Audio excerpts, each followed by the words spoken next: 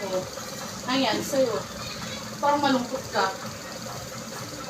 Kanina, ang saya-saya mo ha. Sino ng pera? Diyan si pare, nag-aayang mag-inom eh. Kaya naman na dito masawad. Kaya lang po kung saan kaya dyan. Bakit naman? Bakit hindi kita papayagan eh? Tulungan mo naman ako sa gawaing bahay. Naglaba ka. Kahit na panggabi ka pumapasok. Nagbubos ka ng pinggan. Nakamenos ako sa ibang gagawin ha. Kaya ba may pangabag ka ba?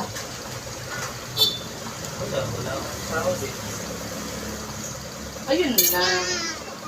So, sige, dahil tulungan mo naman ako, mabait ka, biyata panggal. Eh, Oo nga. mayagan mo ako. Oo, pero umuwi ka agad mamaya. Alam mo, may pasok ka. Maganda pa pag tumutulong sa'yo kahit wala na akong magbigay. Siyempre naman, maganda yung ganun, dapat tutulungan tayo.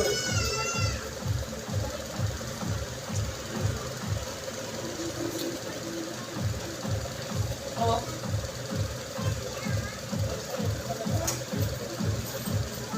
Pag mo yan ha. Tama, mabait mo naman pala. Kaya dapat, dahil mo tutulungan. Kaya may pasok sa gabi.